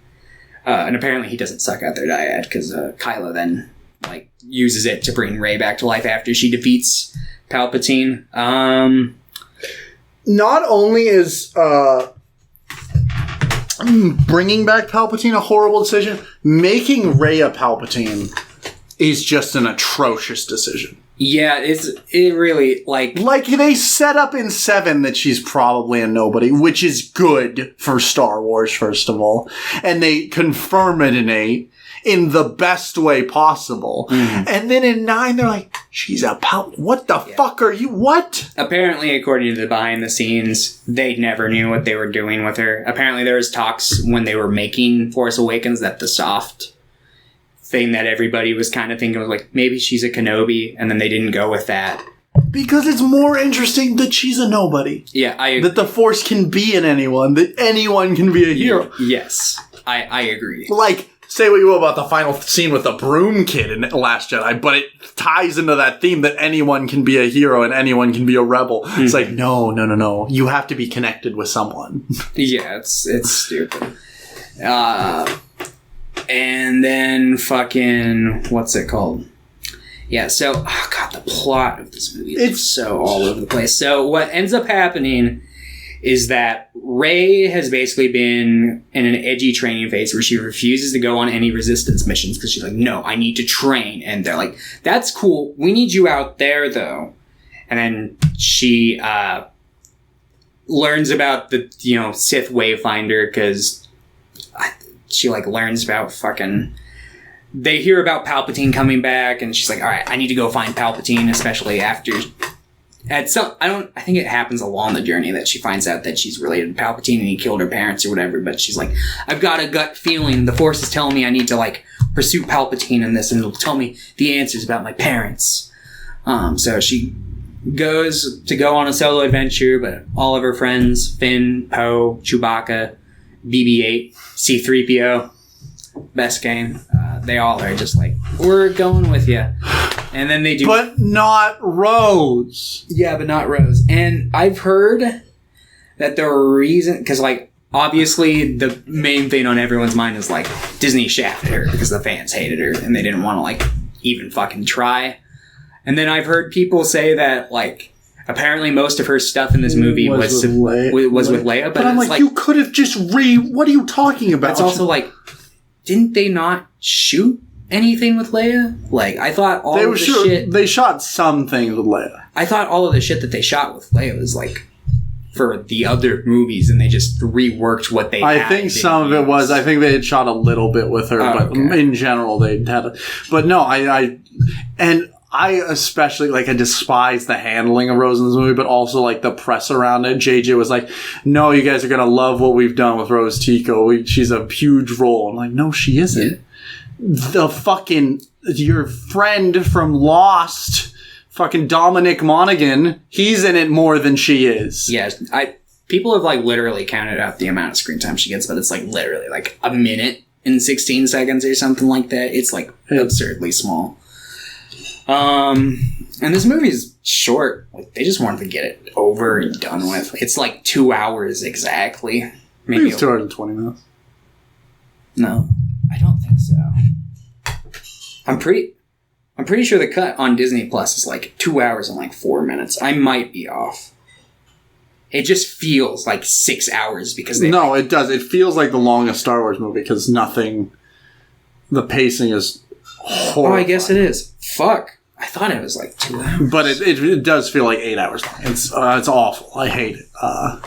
I was watching it, I'm like, it's just going. It's going and going. And, like, it was one thing to watch at this time because now I'm not as, like, emotionally vulnerable. But, like, it's just like every scene, I'm like, what the fuck were they thinking? Yeah, it's just like, okay. So they go on this adventure and it leads them... Fuck, I don't even remember. They go to like a million different places. They go to the Aki Aki Festival, where they meet Lando. Yeah.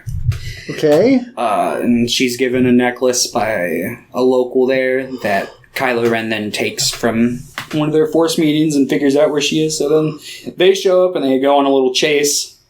They fly now? Yeah. I think this is the scene where they find, like, the knife and C-3PO reads it and he's like, but I come from the fucking Republic era, so, You're a little slave boy who did not live in the Republic, who lived, like, in the outer rim. Yeah, he built this.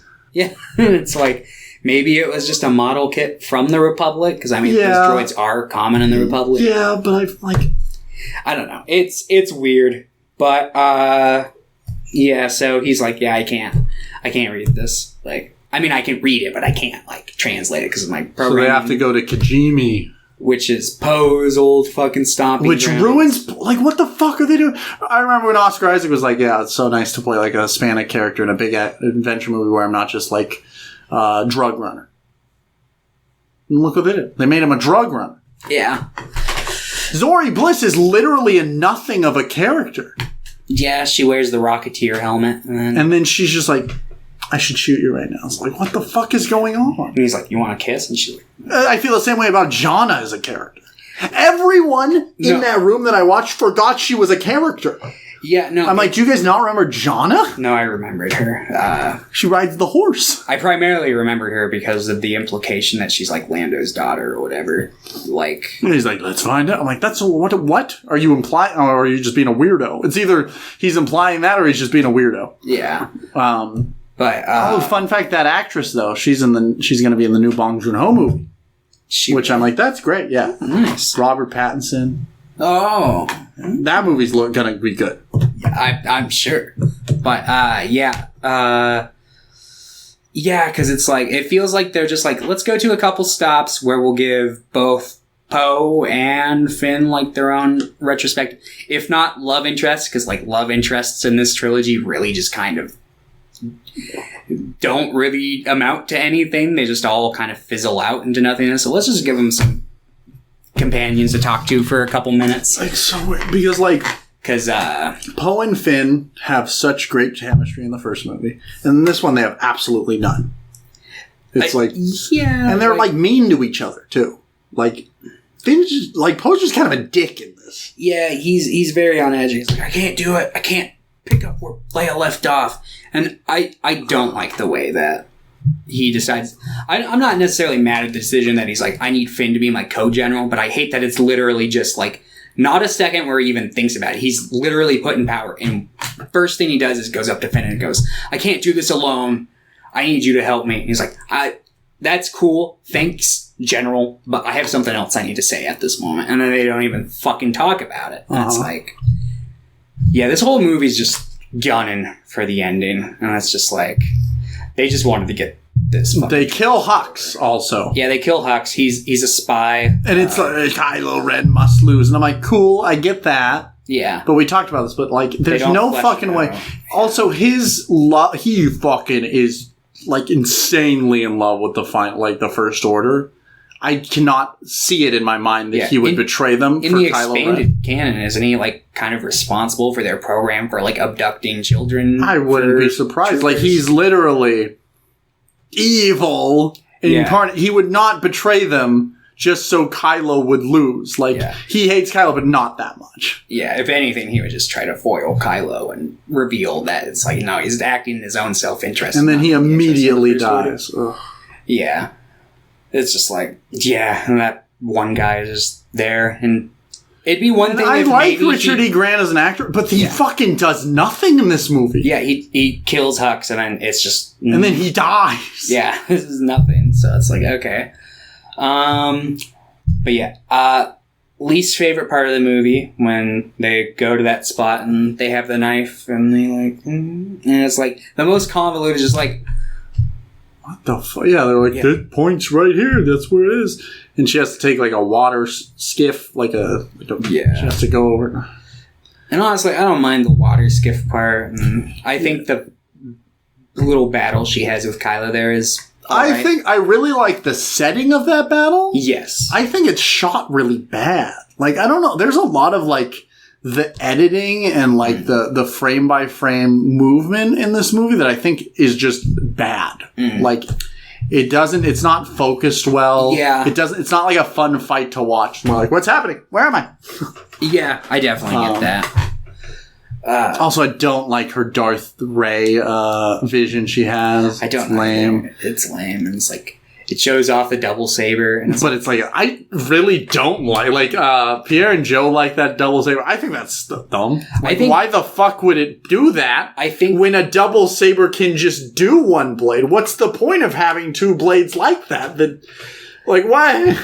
Yeah, I'm not necessarily mad at that in concept, because I can get wanting to fight with like two hands and then maybe like joining them together or whatever. But that's not even what it was like. It was like attached. Yeah, I don't know. It's like, it would have been fine if it was a double, because I've seen double bladed that can do that before. They've done that. But the way they did, I'm like, what the fuck is that? Yeah, it's very strange. And it's the same idea where it's like, oh, here's a really like interesting concept maybe, but we literally don't workshop it at all. It's just like, okay, in the movie. Yeah. And then she fucking fights Kylo. He's Ray! She does throughout the whole movie, which is so sad. It's like they don't give any character to anyone in this movie. Right? They don't. And the fact that they they introduce 5 new characters. Yeah, and the fact that they also, it's like, they introduce I'm not going to call it an arc, because it's not an arc, but they introduce an element with Finn's character where, the first half of the movie, he's trying to get Rey's attention. He's like, I need to tell you something. It's like, there's a scene where they're going down in the sandpit. I never got a chance to tell you. And throughout the whole movie, he's like, I need to talk to Rey. Poe's like, did you ever tell Rey that thing? No? Well, you need to tell her. And the whole time, it's like, is he in love with her? Is he force sensitive? What the fuck is the deal? You never find out, because he never fucking tells her. And he doesn't tell us either. He's force sensitive.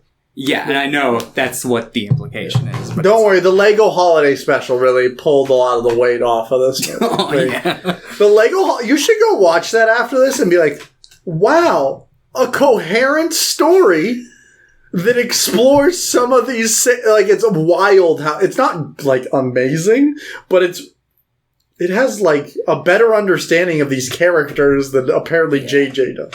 Who, made the character. I'm like, what the fuck is going on? Yeah, I don't know. I don't know what it is. It honestly just bugs me maybe the most that, if he was just backpedaling on Last Jedi, it would make me upset. I'd be like, that's really annoying. But he's backpedaling on Episode 7 stuff. Yeah. No, he's really just trying to fucking get his paycheck. And I know he didn't necessarily write the script, but I mean, he is a credited writer on it. He's a story writer at the very least. Yeah, so it's like, yeah, fucking Palpatine's back. Dude, this pisses me off. I was talking about this with my roommate who was watching this one with me. Because, okay, this one scene shows up in episode 6, 8, and 9. But look at them. Look at your friends. They're out there losing. That scene shows up in 3 out of the last 4 numbered Star Wars entries, which I find inexcusable. I'll let it slide for Last Jedi because it's like, whatever. That was the first time they rehashed that. Yeah, but you can't immediately do it again. But then they do it again in the next movie. And it's like, okay, now you're just really, really not even fucking trying. It's like, if Palpatine said like one thing in this movie that was like a rehash of something he said from like the prequels or the originals, I'd be fine. But it's like every other line he has is just like a meme line. Yeah, it's just like, okay. Yeah, and he kills himself the way he kills himself every fucking time. And it's like, you guys really just couldn't give a what the fuck is going on. Yeah. Like, original aspect to this fucking whole plot with Palpatine. Yeah, fucking Rey stabs Kylo like right as his mom dies, and then she heals him, and she's like, I wanted to take your hand, but not as Kylo, but as Ben. And then he becomes Ben. And he talks to his dad, he's like, I know what I need to do, but I just don't know if I have the strength to do it. And then, then he gets his grandfather's lightsaber, which I think that as a moment. Yeah, I don't think his idea is a bad idea. Yeah, and I also that's why I think it. Also, you don't see. Do you see the broken lightsaber in episode 8? I don't. Does Rey have it? Like, does it imply that she has it, or does it just break and then it's fixed in 9? It just breaks, then it's like you don't see it at all, right? Not that I recall. Like, I think it would be a much better idea if Kylo had if Ben had the lightsaber and he fixed it, like in secret, because he's being called back to light. So here's my idea for episode 9. Like, as a loose thing, I think Ben, first of all, Palpatine should not have been in it. I think that's a horrible idea. No. I think it should have been more like a Force versus like this giant army thing. Mm-hmm. I think Hux should have been like the primary antagonist outside of Ben, because I think Ben should have turned pretty early in the movie. Like, we always see them turn right at that. I think it would be much more interesting to see Ben actually like be able to interact with these characters and try to make amends and like try to like build up himself as a hero again. Mm-hmm. And I think he should have rebuilt his lightsaber, because I think at the very beginning, Snoke's been like inside his mind the whole time, right? But he's dead now, so I think at the very beginning Anakin shows up to like be like, "Hey, I've been trying to talk to you."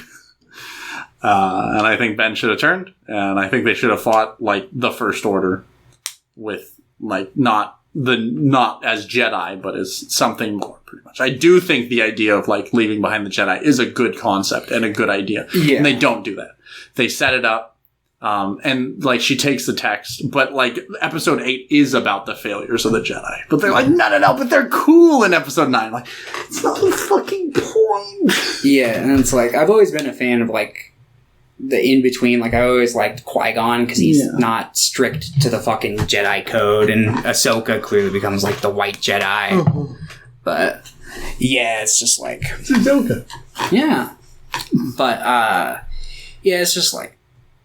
They still just wanted to fucking settle into their fucking, you're either a fucking, like, Democrat or Republican, like, one of the two. You're black and white, ones and zeros. And it's just like, fucking, I was like, I don't know, just do something else. Fucking. Yeah, I think there's a lot of really, really bad decisions in this movie. Not just for, like, characters, but also just as, like, lore in general. Like, the Holdo maneuver, I think, is fine. But I think, like, light speed skipping or whatever, I think is a much worse idea. Because that one makes, like, less sense to me. But, like, if that was the only thing in this movie, I'd be like, okay. Like, that one, like, what the fuck is happening? Yeah, I personally don't mind light speed skipping. I think I got, like, what the intent was. Although I think I think I would have been more fine with it if they were like hitting things as they were going, but they would just appear in like a clear path. Yeah, I think... And then there's stuff behind them and in front of them. To me, the implication was that at some point in the past, her and Poe had come up with light speed skipping in a different ship. Mm-hmm. And that, like, my guess is basically like they would be in light speed and Rey was using the Force to be like, all right, stop here. And they would stop at like a point where like the people would like run into shit. Mm-hmm. That would like kill them or whatever. But, yeah. No, I just think they randomly put it at the beginning of the movie, don't explain it, don't do anything with it. Yeah. And it's not even a very good scene. It could have been like a Chekhov's gun for something that happened later in the movie. They should have rammed Palpatine. Yeah, but... I'm gonna hit you with a car, old man. Can you imagine just like he's like there shocking everyone with lightning and then like Rey distracts him for a second and just the Millennium and then Poe just fucking hits him. Did I get him? Alright, that should stop the interference. But yeah, and I don't like that he like shoots all those ships with like straight fucking lightning and the second he stops they're like, we got power back. It's like, that should have like fried your fucking systems and like killed you. Yeah. It's like, what the fuck? But yeah, yeah, Ben Solo dies. That holy fuck, I fucking hate that. Because it like it makes like, the trilogy feel so sad. Like it makes it feel so hopeless. It's like here's all these Skywalkers that are doomed to like be used by the dark side and try to overcome it and like, you know, really try for the next generation. It's like, and then Ben dies. It's like, oh, it's okay. It's Rise of Skywalker. I'm like, but she's not like, I think that's a really bad decision because, and they set up a cool concept earlier when they're at that Aki festival. Because there's that little kid that's like, who are you? And she's like, Rey. And they're like, Rey who? And she's like, just Rey. And then the old lady says at the end, and she says, Rey Skywalker. Or, genius idea here, maybe you just say just Rey again, but more confidently. Because you're okay with being a nobody, because you're still the hero of the Resistance. You're still like a hero. You can be a hero and not be related to someone. Yeah. Yeah. And I get what they were going for. They wanted to do, like, the kind of One Piece, like, yeah. Not exclusive to One Piece, this is a big theme, but One Piece does it so commonly. Where it's like, you know, you can just join up, like, a family. Yeah, and I get that, but I don't think, like, that would... It doesn't make thematic sense for me to want to join the Skywalker family. No. The cursed family? Oh. Yeah, the family that's probably gonna hit... Like, if they ever do a sequel trilogy, which... At the same time, I'm like, I need them to just do something a little better. I cannot have this be the last, like, in they can do some TV shows. End cap. I can't be. This cannot be the end cap. Like, they can wait 30 years. That's fine. But I need before I die for this not to be the fucking last episode. Yeah. You know, that's fine. Yeah. Maybe by the end of my life I'll hate Star Wars. Maybe they'll do what Mike Zero on YouTube always talks about. And Dave Filoni and Jon Favreau will take over for Kathleen Kennedy and retcon the sequels. And give us the Legends material. Why do they say that? They I'm sure they like the sequels. Mike Zero is just a liar. He just lies. He's like, I've got intel of this secret conversation between Lucasfilm executives that say that they're going to retcon the sequels. And then, like, thousands to hundreds of thousands of people watch that video because of the clickbait thumbnail and shit. But, yeah, fucking... if I was to ever become a Star Wars YouTuber, I'd have a little more integrity. But, yeah, fucking, what's it called? Yeah, this movie's not good. Like, it's just a really fucking... It tries to play it safe, but it really isn't. It's just kind of a fucking... I don't know. It's bad.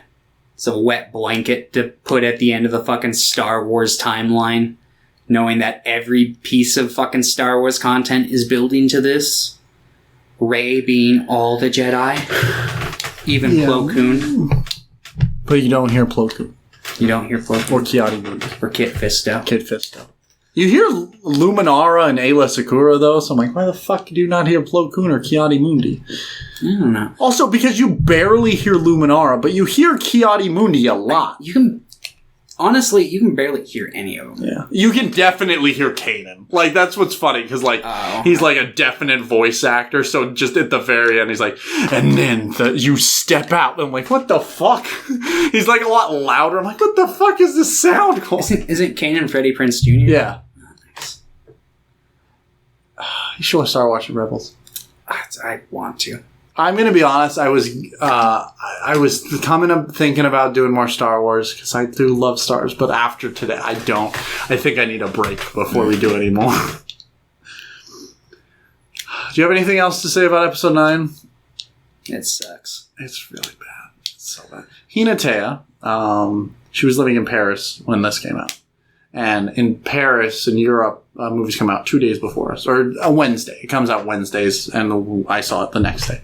I called Hinatea, and I'm like, hey, how was it? She's like, oh, it was all right. And I could tell something was wrong. I'm like, baby, you don't have to lie to me. And she just starts crying. She's like, it was so bad.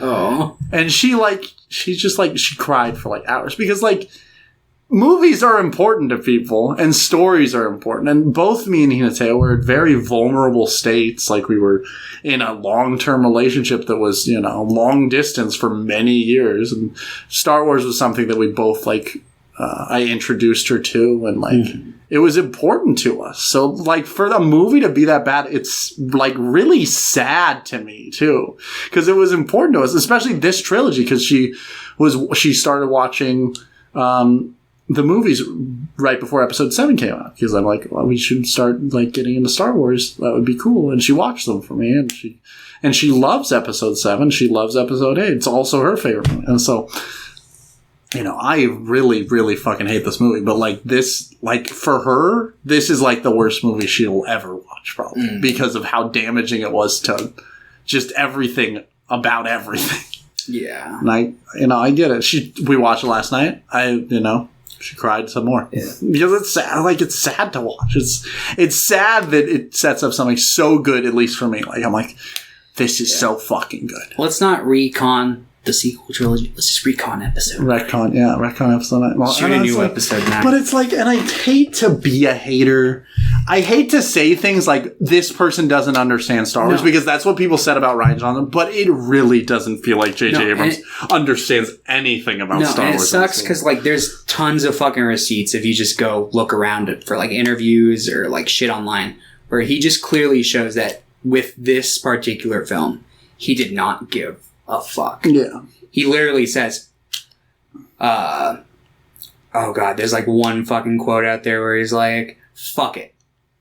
Gotta finish it. 'Cause he's like, I don't know what to do, so fuck it. And there's, like, another interview where he's like, Daisy's character, what's her name? And he can't remember the main character's fucking name. And it's just like, so there's just lots of shit where it's like, clearly he didn't really care. He just wanted to fucking do a by the numbers sequel that he thought would sell them a, like, good amount of tickets and toys, and get his paycheck and move on to his next big fucking blockbuster, which I'm sure he fucking did. I don't know what he's doing now, but I'm sure he's probably fucking banking in on someone else's nostalgia. 'Cause that's what he does when he's not making Lost.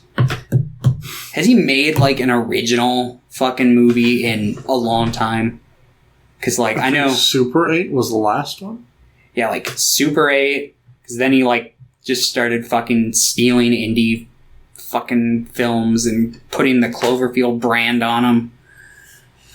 Well, I mean, if you look at the movies he's directed, the Super 8's the only original thing.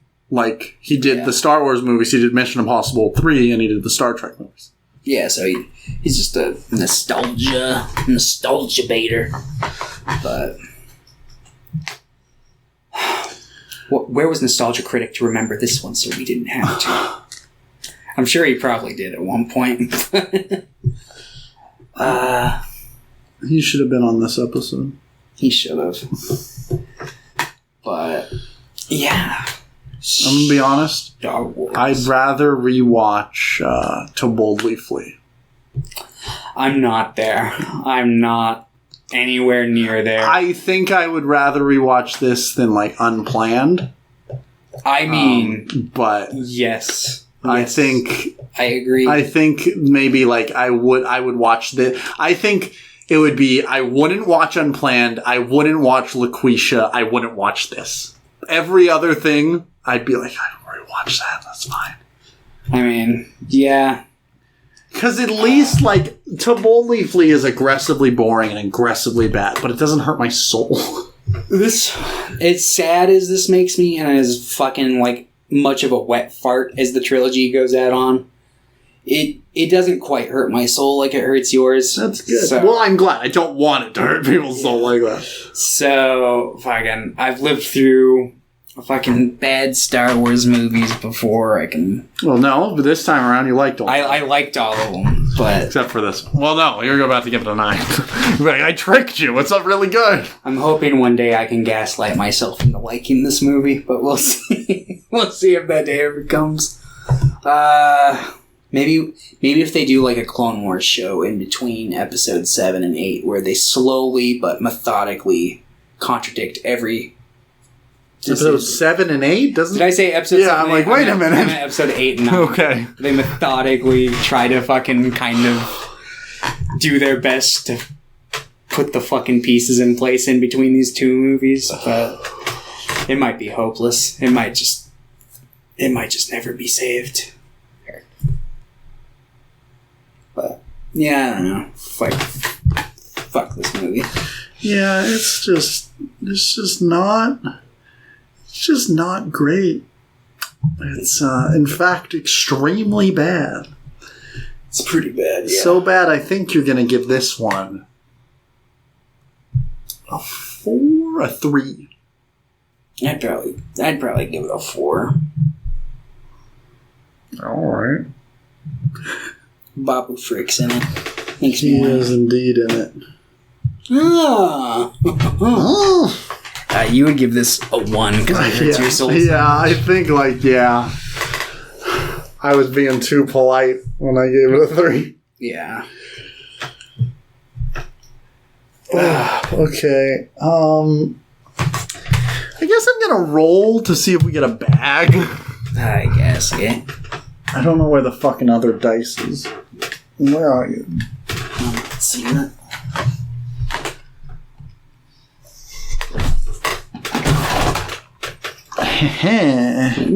Alright. 4 and lower. Got a 10. That was going to be really sad if we got it back. Alright, we're going to just really go completely different vibe. We're going to watch 2 Paul Schrader movies that heavily feature Willem Dafoe. Okay. So we're going to watch... let's see. Light Sleeper from 1992 and Autofocus from 2002. And that one's main character is played by Greg Kinnear, who I also really like. Yeah. Yeah. That sounds fun. We'll do that. Just something completely... Wash out the taste of this movie. Completely. I was like, maybe we should watch The Card Counter, because I remember liking that one, but no, that has Oscar Isaac. No. That'll remind me of Star Wars. Fair enough. All right, everyone. We made it. Oh, before we leave, quick ranking of the Star Wars movies. Okay. This is going to be off the top of my head. Okay. I have mine. Don't worry. Okay. From worst to best or best to worst? Best to worst. Okay, best to worst. Okay. Empire. Honestly, probably A New Hope. Revenge. Return. Phantom Menace. Attack of the Clones. Force Awakens. Last Jedi. This one.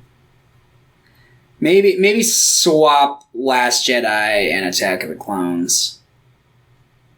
And our Solo and Rogue One kind of near the bottom there. Oh, put those above Rise. Yeah.